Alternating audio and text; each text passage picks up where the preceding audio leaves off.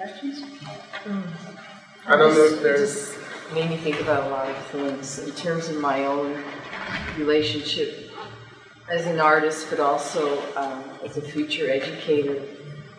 I find it, like everything you were saying is, I found quite true, but I think artists also limit themselves, they limit each other, and are very much prey to critics and people who say, you know, like, this art is good and this art is important. And letting too many outside forces, as you're saying, sort of impede just their own creative flow. Like I find this year I'm not making any art, but I'm thinking a lot about it, and I'm seeing art more as the way I live my life and the way I interact. And I look at my art and I look at other people's art, but in a sort of a more holistic way. So I'm still an artist, though I don't have a piece of artwork that says, okay, the year has gone by, I've produced 10 paintings, so I'm an artist this year. Next year I might not be an artist. Like people sort of tend to judge you, like, well, she's not working, so she's not an artist. And I really, I've come up with that a lot. Like people say, well, you're not an artist anymore. It's like, of course I am. You know, I was born an artist. I've done drawings and things when I was a child before I called myself an artist. So just because I have a degree, that doesn't make me an artist either. So what? It's the way you look at life, and it's really your creativity every day and your relationship with other people, I think, that you really have to start breaking those barriers down, because I finally got to the point where I got tired of sort of always being like in art cliques, you know, and art galleries and art openings, and, you know, that can be very limiting, I find.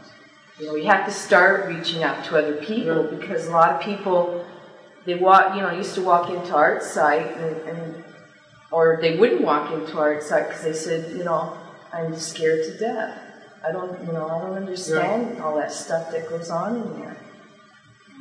And for me, I see one, you know, it's like, I don't like to, for me, the whole problem, or the whole, how we ended up today in such an art context or situation, for me has to do with education. And for me, or the lack of it, or what has been taught about this, and the place that creativity. When I say that, I mean, if you just imagine what kind of world or people we could evolve if at 16 you would, you know, talk about nuclear armament, if you talk abortion, if you talk about political agreements and things like that. You know, I think at 16, young adults have enough brain cells to be able to deal with such issues. But instead of developing and that's why, because I like to take it out of the context of art, because for me art is about creativity, it's about bringing out a new relationship that wasn't there before. But if we actually only teach people to basically take the square peg and put it in the square hole, then that's not the notion of creativity. And that if you put it in the round, in the square hole, you're not creative, but you'll be wrong. And more relating to what you were saying, I think, it's like when people say, well, you're not an artist, or the reverse, you're an artist. I think, then again, it's when I talk about this undefined words. What is an artist? And that's when I talk about adaptation. Is it the amount of work you make? Is it how much you sell? I mean, I'm sure we all have this experience. We go to what I call normal people's home, people who don't have so much contact with art or creativity. The first question they ask you is, how much do you sell? Things like that. And often it's like, since I don't sell, then I'm not an artist, kind of thing. So not only the word itself is hard to deal with, but whose interpretation, again, are you willing to take? That's why I just throw the whole the whole dictionary out of the window and try to function from within. Well, because you were product oriented. Like to me, as you were saying, the process is what matters. Yeah. I mean, you could work on a painting or whatever all week and toss it away because you decide you're not satisfied with the idea. But I think it's the process of doing it that matters, right? Whether you ever exhibit it or not. It depends. I mean, some people, it's like for me as an artist, as myself, as you just said, as soon as I take something and I bring it in the public space, then for me art has to do about communication. If not, I'll keep it in my closet. So, and I find for me that's the kind of responsibility that I give myself. I don't know if other people should give, but for me just the act of taking something and putting it in the public space is an act of communication. Therefore, for me it's very important how will the telephone call will be picked up and what people will hear, what will they say. I think artists work themselves into a number of really interesting dead ends, okay? First, there is the complete cult of creativity, and we privilege ourselves as artists, or people who want to become artists on this, but then they clown with an electric guitar and 3 strings on it, can privilege themselves equally, okay? So I don't know if the creativity part is, the creativity part or the part about going, on the outside of society, on the fringe of the margin of Magnalia, defines or starts to make the artist, you're an artist, first pick up a rock, use it on someone's skull, okay? You're outside, you must be creative, you didn't follow the rules. I think, though, that's the beginning of how we walk ourselves into a little tight corner. The next one is the urge to kill all the critics or ignore them, but not work their way through it. Mm-hmm. I mean, to me, it seems that the critical theory should be worked through almost immediately because it's so laughably funny. Okay. For one thing, Mr. Kant never owned a cat. You can tell right off the bat, mm-hmm. And if he did, he never put it in an art gallery, The amazing thing, and the thing which probably frightens and turns off a lot of artists, is the fact that these aesthetic philosophers and critics continue to be paid fantastic amounts of money while we don't for their bullshit pronouncements. First, pick up a pen, okay? Actually, artists mute themselves considerably. I know you could even get down to, theories about right and left brain usage on this and how the word turns itself off. But parallelogram here is only the beginning start of it.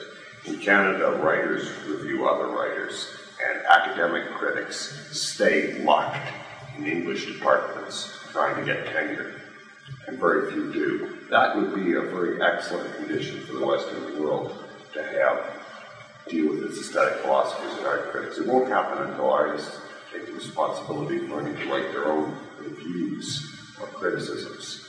So there's a way out of the box. Next problem I see, and what you brought to me when you started talking, something I'm going to label right now survivor guilt. Mm-hmm. Okay? And it's those rules there, those ridiculously funny Clement Greenberg rules, okay? Which, from any kind of Marxian perspective, are basically made to A, turn the thing into an object, B, reify it, C, commodify it, and D, extract the surplus value for the dealer and the critics. Mm-hmm. Okay?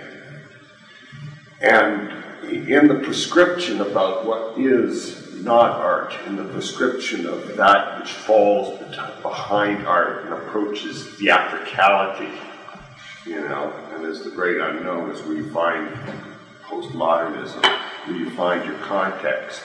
You see, that's half of what you're escaping from. Then on the other hand, you've got that. Well, you know, there's like anything I touch is art because I'm an artist. You know, this famous art school drunken argument. You know, Picasso died. Let's dig up his septic tank. You know. Later becomes anything I touch and manage to insinuate into a gallery becomes art, or if not, anything I manage to get on the street with a big label, you know, and these kind of things break down, where again, that doesn't work either. You approach, okay, then you approach the subjectivity and the personal experience. It doesn't work for what? Of the personal experience of art. No, but what do you mean it doesn't work either? For what? That doesn't, that does not, that is so wide a definition that it subverts itself. It doesn't need any help from first-year art students. It's not functional, it's not a working proposition. Yeah. To walk around with a big stamp and go art on everything, it's good for a joke once, but, you know. Yeah, but for what? I mean, that's what I find in what you say. As a working paradigm for the creation of strange objects, okay, that people call art and that works as art. And somewhere in the relationship part that you mentioned, you get closer, I feel. But then it becomes the personal experience, which is a religious metaphor. Okay? You know? Clement Greenberg suddenly becomes the Ayatollah, and certainly there is nothing between the faithful and God, but the faithful need a little bit of instruction before they have their personal relationship. These are the smalls we tried again. What I see working mostly as art is it's directed, it's communication, but it's directed communication. We approach if it's effective, we approach the condition of theatricality because that sets up context, right? Sure, we can establish it anywhere. We can put it in an art gallery, we can put it on the street, we can put it in an art fair. The limit the terms of the argument or the discourse that we're going to get into. I love those words, discourse. Did I say text yet? Text! Text! We set up, this seems to be the whole idea of installation, and perhaps you don't, your best piece I saw in your thing, in your meet, was the one at the military barracks. You know? Which one? The one with the military barracks, the frame, the writing on the wall, the picture. I mean, installation. You know? Installation. No problem. We can put this one anywhere if we want to move a military barracks anywhere. You know? It frames its discourse. Because Immanuel Kant never had anything to do with cultural anthropology, and had a ridiculous male Eurocentric vision of what enlightenment is, you know, because he never owned a cat. And a lot of people. Well, I don't think he owned a cat, because then he wouldn't have made terms about things that don't do anything gloriously being art. You see, anything for him apparently meant you can sell it, or you can fuck it, or you can eat it. You know? He had a real dog's view. He had a real dog's view of other people and other things. You know? Well, you know, you know, if that's the height of Western aesthetic philosopher, I've met a lot of bikers who are art critics, you know, because I heard this, you know, if you can't fuck it, drink it, or eat it, you gotta piss on it, you know. So hey, we got an art critic. The thing is, okay, everybody gets their working. Here's where the survivor guilt comes in. Okay? We know these things do not work. What things? I mean, these rules that follow us around, like these rules here, don't exactly We work. made them up as we went well, along. We're the We culprits. struggle against them. We don't like them. The fact that we have to put it in a gallery, that it has to have a signature to it, that it has to have quote unquote no function, that it has to be sell for a lot of money. This is, and we work against them. Things come up like, I just finished a piece over at the school. It's a nice big piece. We're doing the crits on it. And there's a person there who's a grad student who I kind of respect. And she goes, but where? I see this piece, I see this beautiful object. But I want to know, where is the burning helling in this? My name. Burning helling. Where is it? Well, he's standing in front of you about 6 feet over Burning hell. from where the thing is. I'm looking at her like she's just, being down from Mars. And what where are you in this pile of toast? I don't see the mark of your hand. I don't see the painterly mark of your hand in that pile of toast. I'm just going, why is she asking me this? This is a pile of junk I have stacked up here. Where's me? Where's me as in the concept? Okay? She has gone through these rules. She struggles to break them, as we all do. She knows the postmodern condition of art. And yet, we still have this incredible training about what is good and what is bad and what is wrong and not doing wrong. We still expect certain things in art. And if we break them, we make propaganda or commercials or design pretty objects or craft. And we talk about them, we try to break them.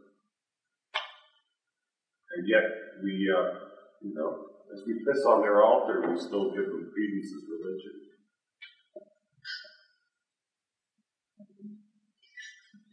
I think we're royally stuck. Right. Yep.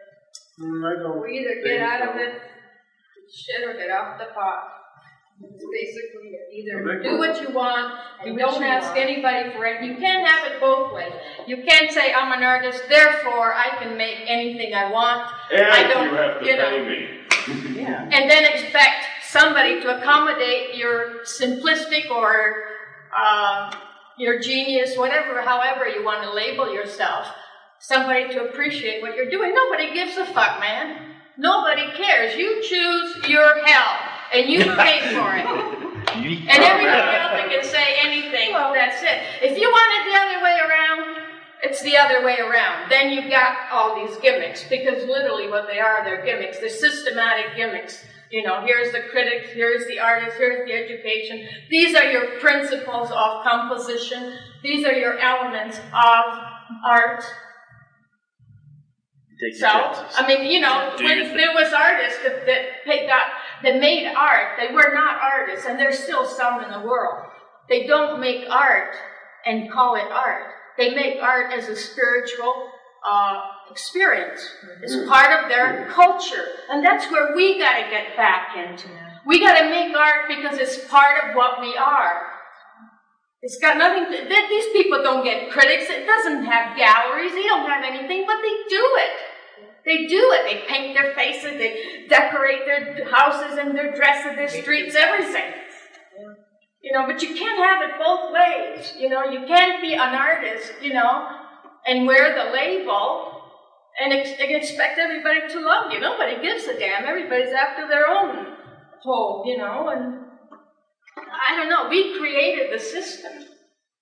Before, in our own culture, people were making art to decorate churches, to appease the patronage. They got paid and they got criticized. Whoever paid got criticized. Michelangelo got criticized. and have to do it probably several times over, or he wouldn't have gotten paid. You can't have it both ways. But all of a sudden, well, nobody's going to tell us what to do anymore, you know? And you can't expect, you know, to be out there in a vacuum on your own. You either follow a system and, you know, play with it, hustle it, do whatever turns you on to get ahead, or stay out of it and do whatever you think it's right for you to do, but don't ask for any favors. You know, if it happens, it happens. If it doesn't happen, well, whatever you're after, recognition, money, critical writing about you, pictures in the paper, whatever the hell you're striving for. Instead of cold praise. You know, but you still got to eat. There's a specific function that you have as a human being outside of being an artist. And, you know, so you make your choices. Right? Definitely. Well, I was flipping through some old art magazines, which I sort of decided not to look at anymore, but they're too nice and expensive to throw them out. For collages, because I teach basic drawing, I said these would be great for the students to cut up. There's nice colored pictures in them. But I came across this one article where this person was driving down a highway at night, and all of a sudden these beautiful little things fell onto the road. He got out and picked them up, and there were these beautiful little bundles, things that had been wrapped, and he went to the side of the road, and there was a whole box full that had spilled over. And they were like fantastic. And he took them to a friend who was like a gallery owner, and they're looking at them, and they're marvelous. They're all these, they're like found objects, drum wrappers and that, and they've been tied with various pieces of cord and wire.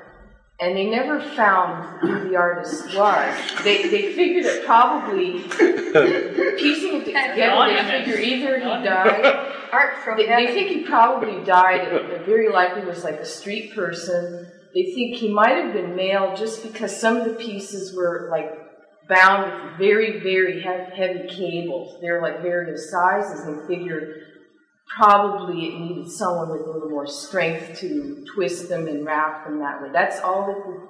But they did have an exhibit, like they put it in an exhibit, but I thought, how wonderful. I mean, to me, I think that's what turned it around for me, is I thought, this person, you know, created something beautiful, and other people can appreciate it, and you'll never know who did it, but that doesn't matter. It's like it was out floating in the world, and that kind of, it's sort of childlike, I suppose, but that to me is where it really happens at that level. It was, you know, it was great. You know, I read that. Because it gets so elitist, you know. I find I still carry around a lot of that art school crap. I almost wish I hadn't gone through art school, because, you know, you had professors who say you're working in too many styles. You know, when you're learning, you know, I mean, for a while I like Larry Rivers, and then I like someone else. You're experimenting. You're trying to find out who you are. And maybe you like versatility. Why can't you be a painter one day and do something else another day? But it's like, oh, well, I don't know about giving you a show because you've got this work here and this work here, and this doesn't show any continuity of thought. Or if you have all the same stuff, they say, well, you're too limited. That's another thing. It's all bullshit, man. It's all bullshit. You gotta do what you gotta do. That's all it is to The cheapest, stupidest hack writer, penny a word at the typewriter. You know, just consistency of style, my ass. I have to eat and I want a bottle of gin. You know? Oh, what the hell is this? Okay, this is a John Smith. This one's really bad. This is half cents a word. This is Fred Weemish. You know? And it runs under 5 different names. Okay? But the idea of creating the printy object with the trace of the hand, you know, and like you buy this little, you know, this little Madonna's boot thing, you know, this fetish object of the own a little piece of an artist free, with the signature. It gets down to ridiculous things like every second dentist in upstate New York, apparently, if you believe the press, has a Gustavi, Oh, Gustavi, Jeff Koons' evil nemesis. This guy's life is a critical laugh riot comment on Jeff Koons, because Koons takes himself seriously. And Gustavi's this, rip-off fraud. He comes into his art factory every day, and he signs his work. He hires painters to paint it. And concept people to get the ideas. Concept committee that he hires to make the concepts for it. And he doesn't approve it or anything. He just signs the concepts, and then they're executed. And then he doesn't sign them until they're sold. That way, nobody will rip the stuff off because it's useless until it's sold. It's like Warhol's dollar bills, signed dollar bills. Signature. But it's better than Warhol because he gets out there and says, "I create decorative objects." They're made by master craftsmen. They're made with proper materials to hold up. I sell them to people who like them. Anybody who buys a Gustavi is a complete jerk because I intend to create more of these things than there are people in return. And when I do, their value will go down to nothing. And he just loves it. Meanwhile, the art world is going, go down to nothing. And they'll put him in flashlights. They love him. They love him. And people who find out about it hate his bloody guts. And if the art world is bad, I think he's God. I think he's great. I do I don't know how to follow on his heels though. Except perhaps signing Gustavi, selling rubber stamps that say Gustavi on them. So you can put them everywhere, and call that an artwork by me, but again, artists, why the hell can't you crank off stuff in 50 different names? Or the guy you mentioned who did 5 American artists, 5 German artists, and paid them up. What about the artist, and not necessarily a visual artist, but someone who created one masterpiece in his lifetime by ordinary standards?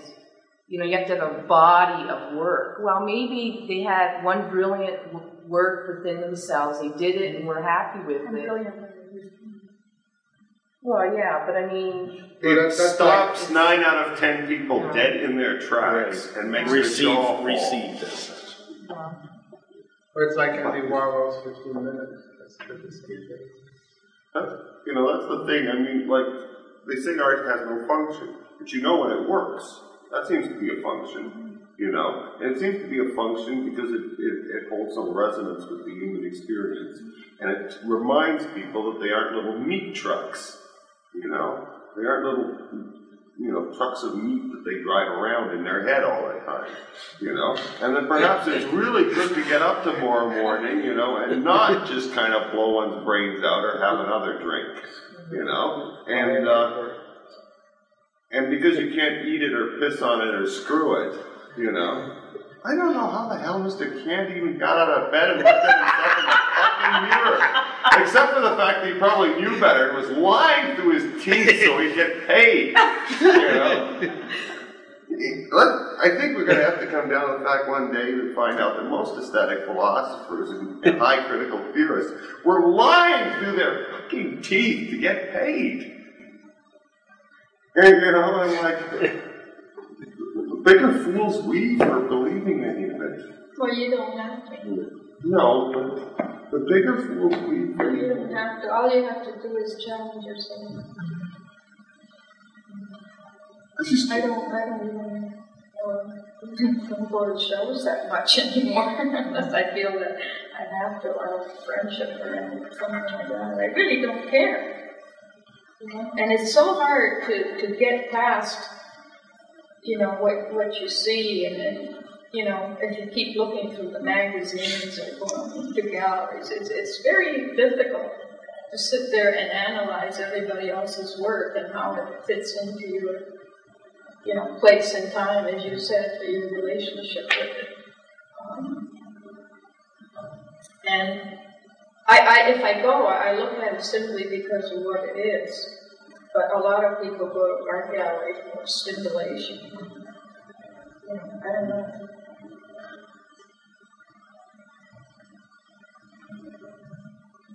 Never go to art gallery to be used.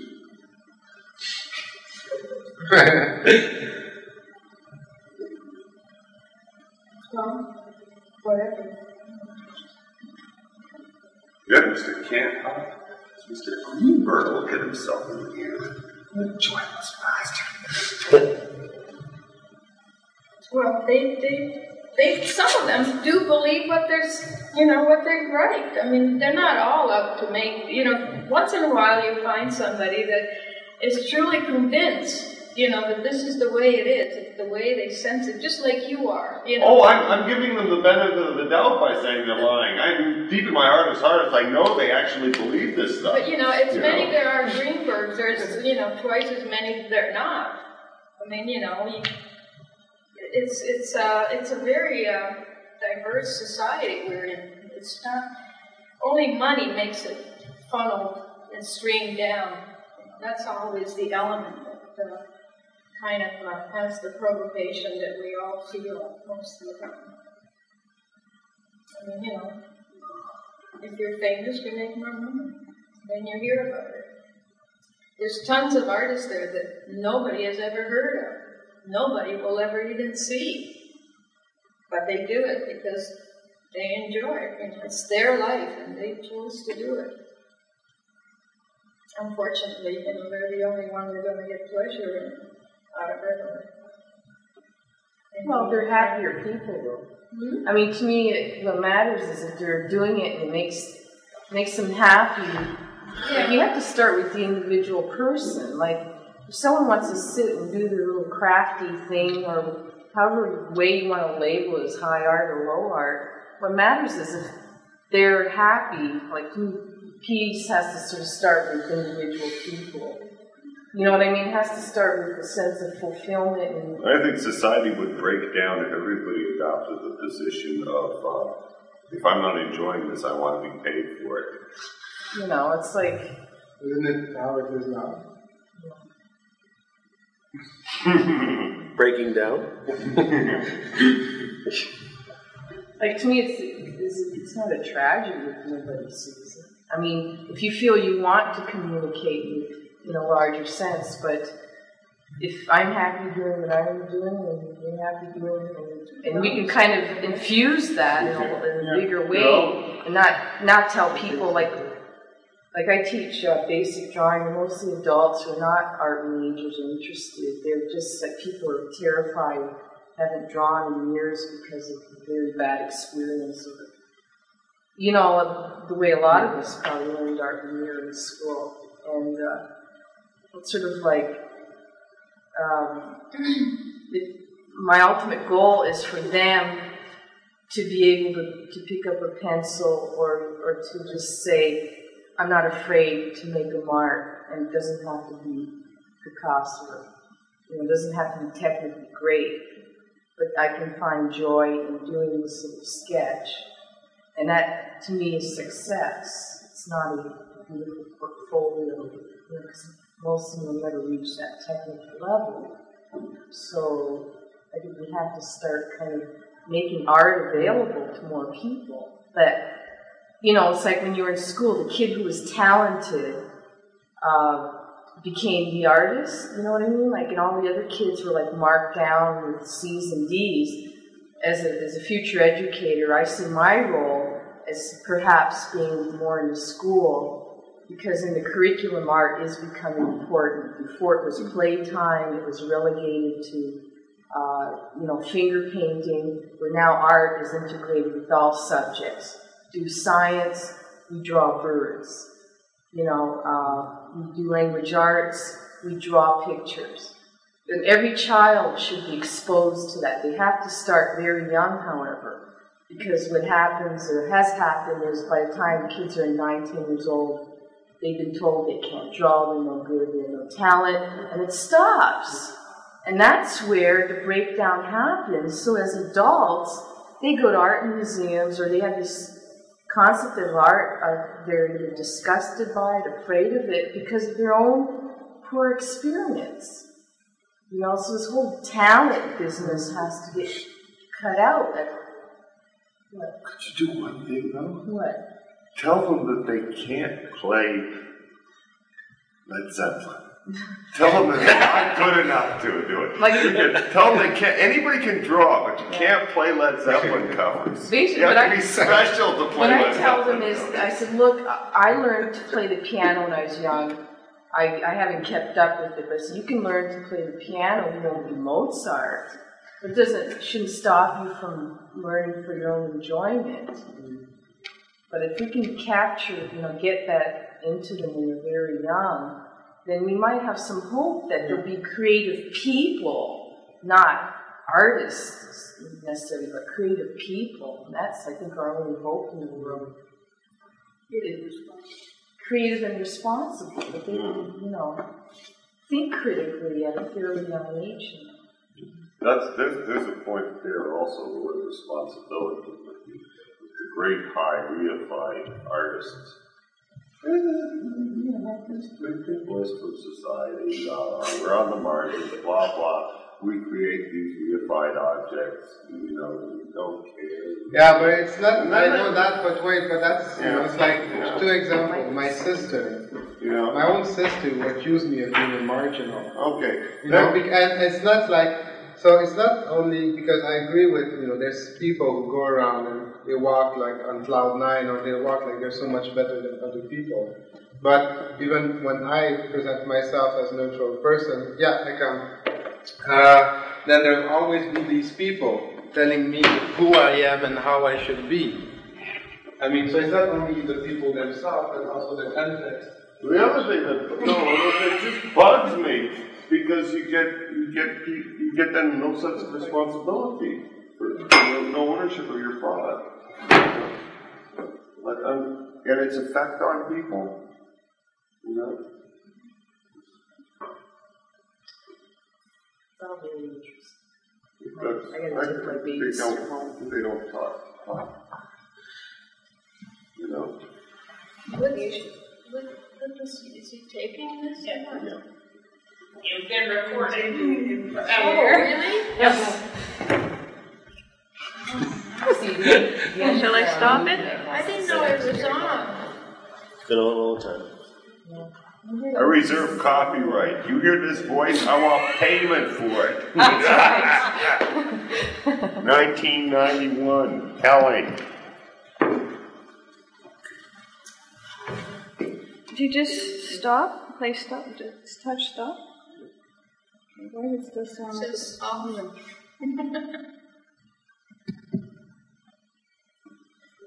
It's still recording. This is what you're saying. Burning hell. Burning hell.